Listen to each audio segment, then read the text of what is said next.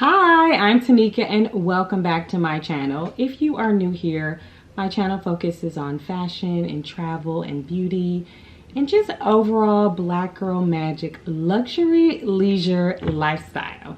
In today's video, I wanted to just pause and tell you a little bit about me. So I get some questions. I wouldn't necessarily say a lot, but I get a lot of questions on my Instagram, and I asked folks about a month ago what questions they had for me, what did they want to know about me, and I wanted to answer them today. All right, so I kind of grouped them into issues because I feel like different people ask me different questions and I just want to make sure I'm responding. There were some variations of the same question. Okay, so before I get started, this blazer that I am wearing is pretty old. It's from ASOS. If I can find a link, I will definitely link it. And this top underneath is from Macy's. It's a crop top. And then I'm just wearing some jogging pants by Nike, some wide leg jogging pants. I'm happy to link those as well. So let's get into the video. Okay, so one of the most frequently asked questions that I get is, where did I grow up? Where am I from? Kind of all of those things. So I grew up in Milwaukee, Wisconsin. If you know anything about the Midwest, it is one of the most segregated cities in all of America. And so I stayed, like most black people, on the black side of town. Super poor, one of the highest incarceration rates in the United States. When I was growing up, it still is one of the highest incarceration rates in the United States. I think it is the highest incarceration rate in the United States, the zip code that I grew up in, but also the 3 or 4 surrounding zip codes. So it was a pretty rough place to grow up. But if you grew up in the hood, then you know that, when you grow up in the hood, you don't necessarily know that it's different. Like, I used to watch Fresh Prince and Moesha and The Cosby Show, so I knew I wasn't like them. But I also didn't think I wouldn't have self-identified as poor. I grew up to working class parents. I had both my parents in my life. Both my parents worked. Just multi-generational working class parents who, my mother's in a factory. She's a factory worker right now. She's a union worker. So I just grew up just around really hardworking, incredible, amazing black folks, and I really thank them for my grounding in life. So I grew up in Milwaukee, Wisconsin. I went to Tennessee State University, HBCU, and I went to University of Michigan for graduate school. I have a graduate degree, a master's degree in public policy. Another question I get asked, which I think is super obvious, but people ask me, do I have kids? I have one daughter. Her name is Kennedy. She is 14 years old. She's incredible. She's amazing. I love her so much. And I'm just really lucky to be a parent. For many years, my entire identity was being a parent. And so I didn't really, I really didn't explore my own like fashion or anything. It was really wrapped up in my child. But yeah, I have a daughter. She's great. She's amazing, wonderful. Another question I get asked is, am I married? I am married. I'm married to Kennedy's dad, who is, name is Calvin. We call him Mr. B. He is great. Such a lovely guy. He is my college sweetheart. All the heartstrings. He is a super, super sweet, deeply introverted guy, and yeah, we met in college, fell in love. We've been inseparable ever since, and we have our 14-year-old daughter together. Another question I get asked is, what was my major in college? So I was a communications major and African studies major. So I grew up in, yes, a poor and working class family, but I also grew up in a really like Pan-African household. So I grew up with a deep sense of identity, a deep sense of like blackness, a deep sense of like grounding in who I was and strength and blackness. So I didn't actually grow up in my home around a lot of like colorism. I didn't grow up in an environment that told me I couldn't do, I couldn't be. I actually grew up in a family where it was really centered around black radical political thought. And so I always kind of knew who I was and knew what I was going to do. And I went to a historically black college. And so my parents really taught me that. And when I got to that historically black college, you know, I wanted to be a journalist. I wanted to be a writer. I'd wanted to be a writer ever since I was a kid. But I also wanted to learn more about Black folks in the entire diaspora. I grew up knowing about that. I feel really lucky and privileged to have grown up knowing that, you know, there were 54 countries and territories on the continent of Africa. Like, I feel really lucky to have, you know, really poor parents who were just really incredibly smart and knew to like ground me in this culture and this identity. So I actually felt really privileged by that. But I wanted to learn more, and so I went into what I call the family business, which is Africana Studies, and you know, I was able to thrive. I also got a communications degree, but afterward I wanted to be both a community organizer and think through just like policy solutions. So I went to grad school for public policy. So that was my major, and that was kind of my trajectory. Okay, I feel like that's kind of the boring stuff. And so now we're going to get into a little bit the juicy stuff. So people ask me, where do I work? And people ask me how I'm able to afford luxury goods. And I'm able to afford luxury goods pre-influencer life because I work. And that's not to say that people who work should be able to afford luxury things, because there's a lot of people who work who can't afford luxury things. But we just got really lucky, right? We're in a dual income household and we do pretty well for ourselves. So that's basically it. It's no cheat code. It's no like, that's pretty much it. But what I do for work is I work at the American Civil Liberties Union, the ACLU, which is a nonprofit. So I primarily worked in nonprofit and government my entire life. I work for the national organization, and it's a legal advocacy organization. We do things like, you know, we spent the last 4 years suing Donald Trump around just people's civil liberties. We do things like ensuring, you know, trying to take down the Muslim ban. We work on qualified immunity to ensure that, you know, if a Black person is killed by the police, they can sue the police. We work on legislative races. We work on securing rights for women. We work on securing rights for LGBTQ folks. We do a lot of like civil liberties work. And prior to that, I worked in racial justice. And I used to work specifically on issues related to Black folks. So that's a little bit about me and what I do for work. My husband works in corporate America. And, you know, at the beginning of your career in a lot of nonprofits, the money is not lucrative for sure. I definitely followed my heart, that's for sure. But the more we grew, the older we got, you know, we climbed up the ladder, if you will. And so we were able to afford and save and make smart investments and do smart things. And so we were really able to, you know, thrive now. And a lot of what folks see is really the makings of the past 5 years. It really hasn't been, you know, I wasn't born with a silver spoon in my mouth. You know, my parents didn't pass down a home to me. You know, I didn't have any of the makings or comfort of a middle class or even upper middle class upbringing.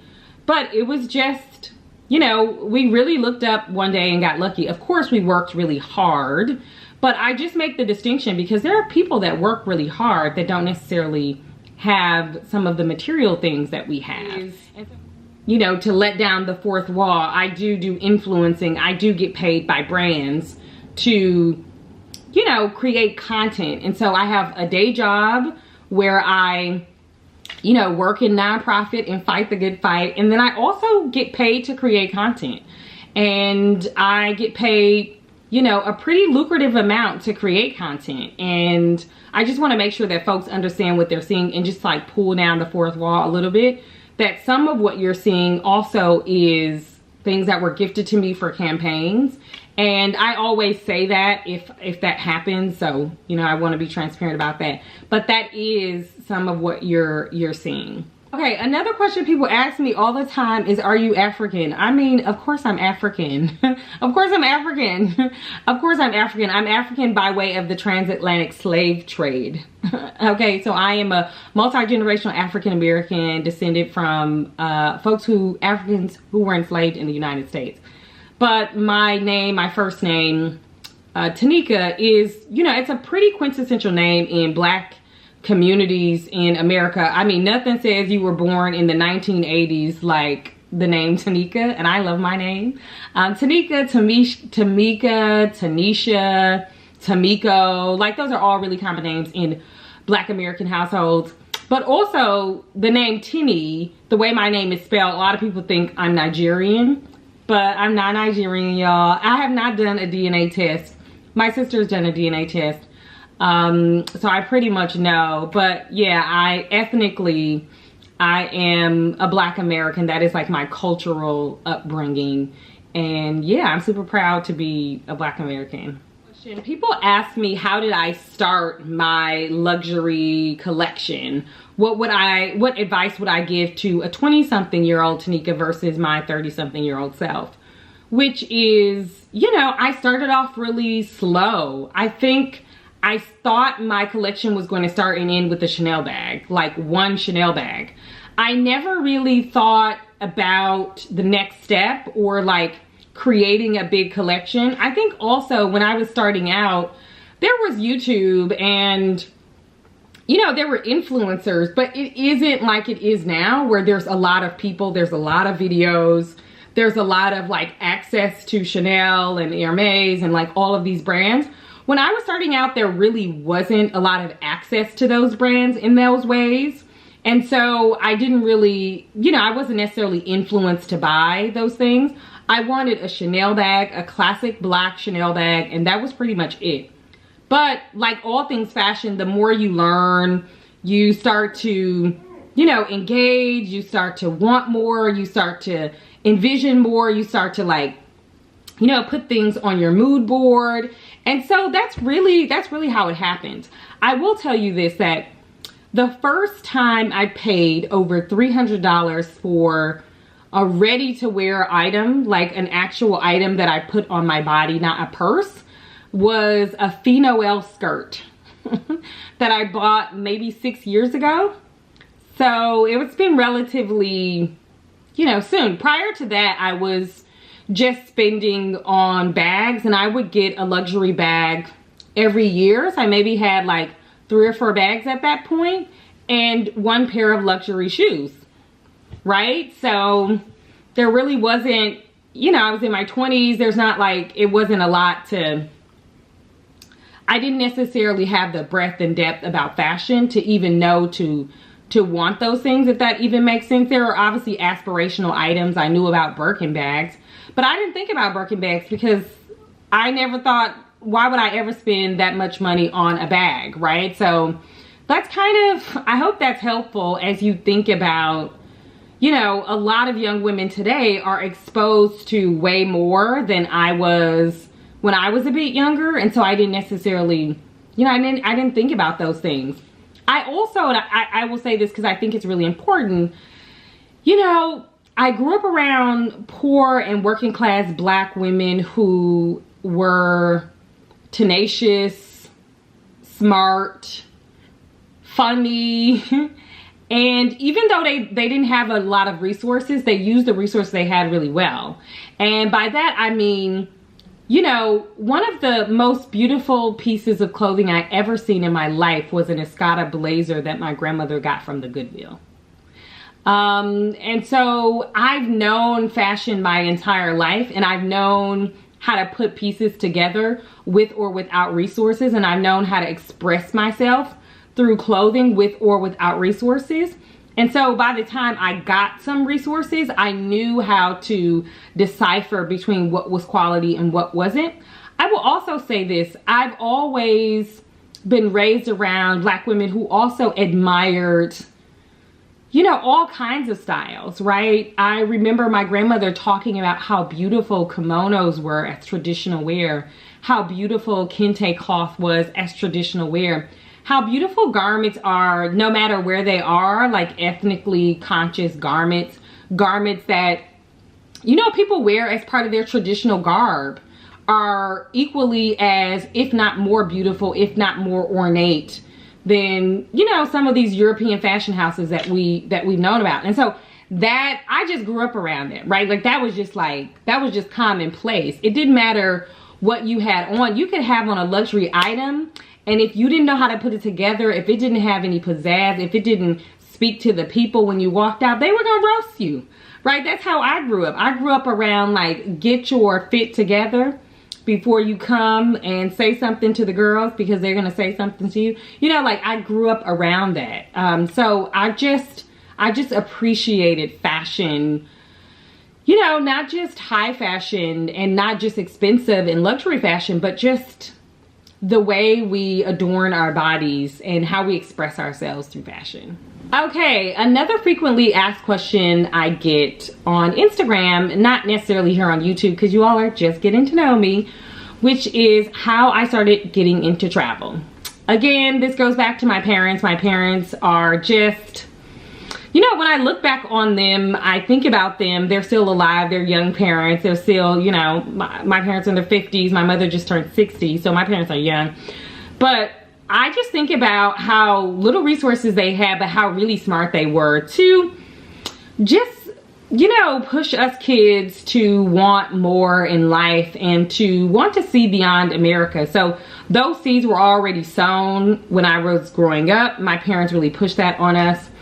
But I didn't really get the full travel bug until about 8 years ago, when my husband and I started traveling to South Africa pretty regularly. And so, you know, I always wanted him to go to South Africa. I wanted to bring him to South Africa so he could see just how like beautiful and diverse it was. And South Africa has this like slogan as being one country, you know, all countries in one. It has mountains, it has beaches, it has the city of Johannesburg, which is kind of like New York City. Detroit gives very Brooklyn vibes. You know, it has suburban areas, Pretoria, Kruger National Park, where you can see like lions and elephants, and, you know, also Cape Town, which is super beautiful. It's a diverse city, meaning like it has some of the most, it has one of the highest density of white people on the African continent is in Cape Town.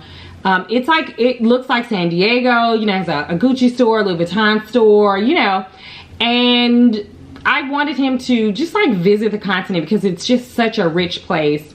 And he just fell in love with South Africa. I fell in love with South Africa. We had an incredible time. We did not take our daughter on that trip, but when we returned a few years later, she was like 4 or 5 at that time. Maybe she's like 5 or 6. But we ended up bringing her, I think she first went to South Africa when she was like 8. And so now she comes with us all the time. And we just recently went this past December and also in January of this year. So, you know, we love South Africa, and that's really what set the travel bug. Prior to that, we were traveling like a lot of Americans. We were traveling to like, you know, we would take 1 or 2 vacations a year. You know, we would go to, when we lived in DC, we would go to Philly for a week. You know, we would go to Baltimore for 2 days.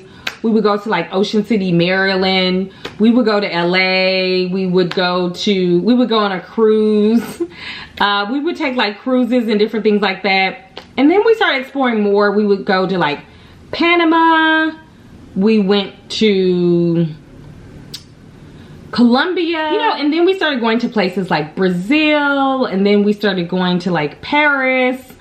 But it really wasn't until we went to South Africa did we just say, this is for us, and we want to see every country on the African continent. And that really is what did it for us. And some of my favorite countries that I love to travel to with my child, she's been to, you know, there's a discrepancy between us, how many, but we generally say like close to 50 countries for her. I've been to more because I've gone on girls trips. I've like traveled by myself to places. I've traveled obviously, you know, without my family, but you know, she's been to a lot of places, and I love to go with her to places like Ghana. You know, we had an incredible time in Kenya. We had an incredible time in Tanzania. We went to Morocco and really loved it. And y'all just check out my Instagram because I always post about my travels there. But, you know, we just really fell in love with travel. And we got into it and we were able to afford it because I used to do like a lot of travel hacks and travel deals. So I used to follow thesecretflying.com, which is a great site, and you can sign up for their newsletter. They'll send you like deals on flights. I also love theflightdeal.com, and we used to just get a lot of travel deals. So we wanted to go everywhere. So, you know, one time we got flights to Dubai for $200. I think a lot of y'all got that deal. And we would go to that place, and then we would go somewhere else. You know, we would get a cheaper flight to somewhere else. Also, when we used to fly to Paris, we would fly to Paris for a couple of days. And then we would go to London on the train for a couple of days. Then we would fly to London to like Prague. And so that's how we started traveling. We would just like piece trips together.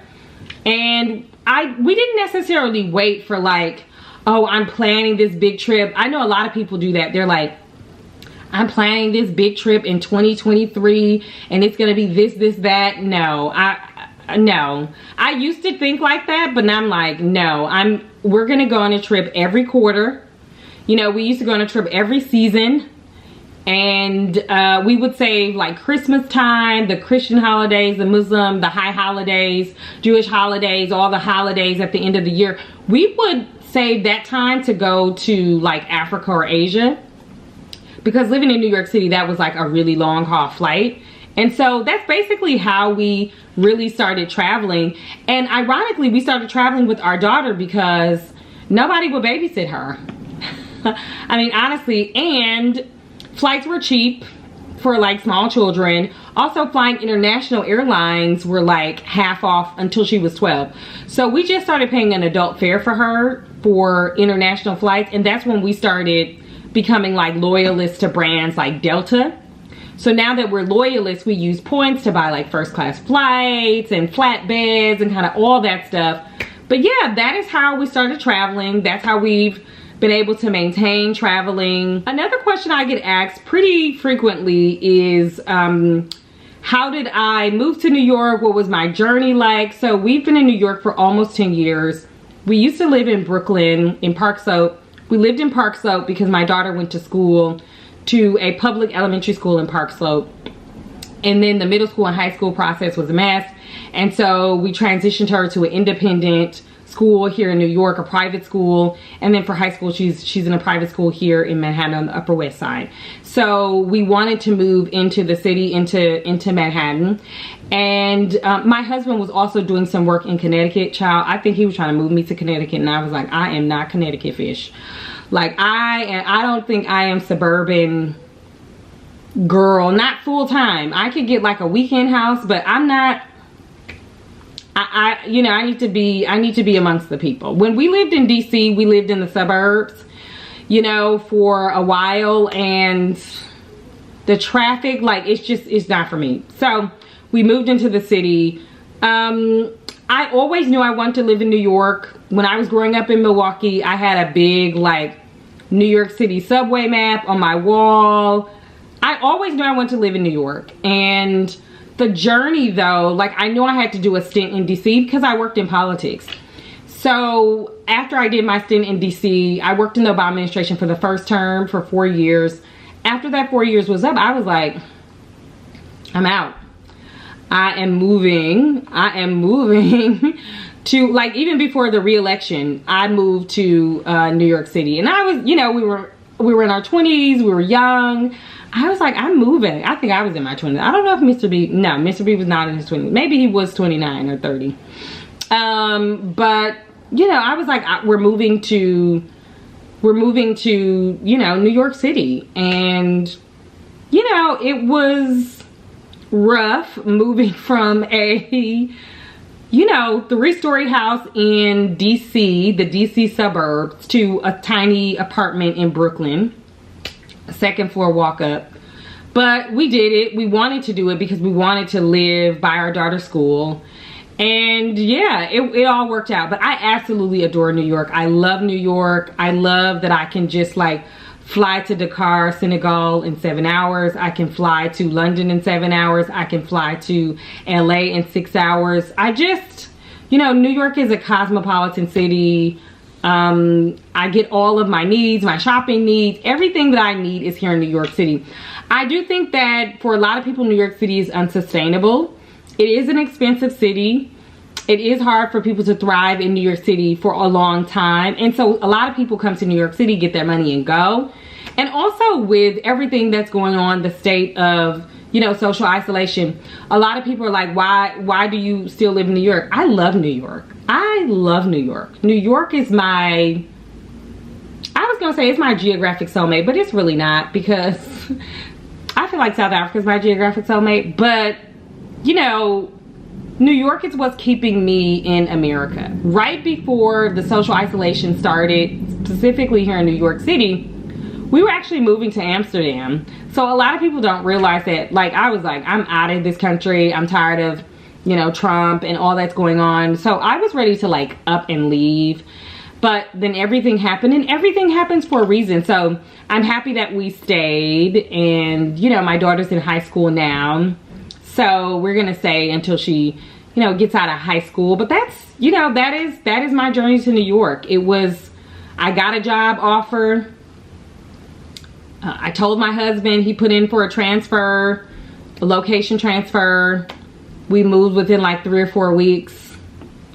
We've been in love ever since, and we absolutely love New York. I could not imagine living anywhere else. And, you know, tried and true New Yorkers say that anyway. Like people who, especially New York City transplants who always wanted to live in New York, they say that. You know, a lot of people grew up in New York. They like, wherever you grow up, sometimes you don't necessarily like it and want to stay. But, you know, that's my New York City story. If you stuck around this long, thank you. I really appreciate it. Please like, please comment, please subscribe, and also hit the bell notification so you never miss a video. Hopefully this was helpful. Hopefully this, you know, was a little bit about me, so that you could just know who you're following, know who I am, know some things about me, what grounds me, what motivates me, kind of all of that jazz. All right, until next time, let me know what other kind of videos you want to see. I'm happy to do those videos. I have some really exciting content coming for you all next week, and I will see you all in the next video. Bye.